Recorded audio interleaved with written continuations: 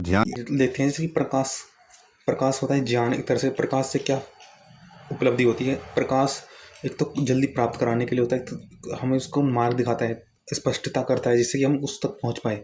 तो कहा कि ईश्वर प्रकाश की भांति है, अर्थात कण कण में। क्यों कहा है? देखो, कण कण में प्रकाश रूप से हम चलते हैं, क्योंकि हमारी कल्पना है या हमारी अधर्म से हर होके श्रेष्ठ इच्छा भावना, तो ये प्रकाश की ओर हो। उत्पत्ति और विनाश का हेतु है, हर काल में एक सा रहने वाला विद्यमान ईश्वर। वह हर काल में, अर्थात जैसे कि अप्रकाश रही पृथ्वी और प्रकाशवान लोक सूर्य आदि चंद्रमा इत्यादि।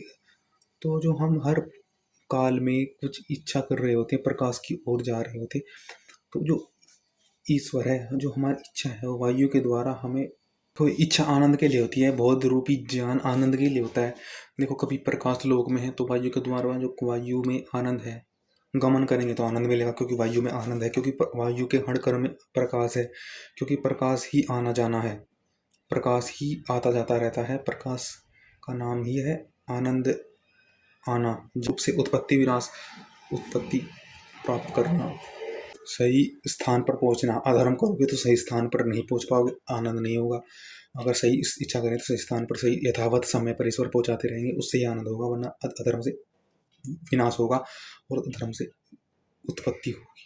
उत्पत्ति धर्म से और अधर्म से विनाश, क्योंकि सब एक काल में सदा ईश्वर विद्यमान रहता है, तो वो अपना कर्म करता ही रहेगा। इच्छानुसार संस्कार, इस काल को काल बदलता रहता है। आपकी इच्छानुसार संसार, ये ब्रह्मांड, ये काल है, जो काल उत्पत्ति निमित्त का कारण काल, ये बदलता रहता है। आपको जो चाहिए यथावत उस समय पर आपके अनुसार, अगर आपकी क्षमता घट रही है तो आपके अनुसार जो आपको प्राप्त हो गंतव्य है वह भी घट रहा होगा, उसका उत्पत्ति और भी घट रहा होगा, आनंद भी घट रहा होगा। इसलिए कहा गया कि जो है वो साइमल्टेनियसली चलता रहता है, उत्पत्ति और जिंदा थे जब तक उस लड़ रहे थे, अब बेहोश है, तो अब आप में इतनी क्षमता नहीं रही, तो अब आप उपचार करेंगे, अब आपसे बाहरी रूप से उपचार करेंगे।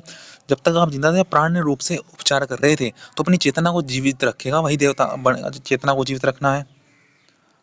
अगर आपको बाहरी उपचार की आवश्यकता है, अगर आजकल के समाज में बाहरी उपचार, तो आपकी क्षमता घट रही है धीरे धीरे, तो आपको व्यवस्था कर दिया, आप बच तो गए, अर्थात आप अंदर से भी तो मजबूत होना चाहिए, आपके प्राणी जीवन तो जीना चाहिए आप में, इसलिए खुद सक्षम हो कि सूर्य को अंदर तक संभालो, सूक्ष्म रूप तक शुद्ध हो जाओ।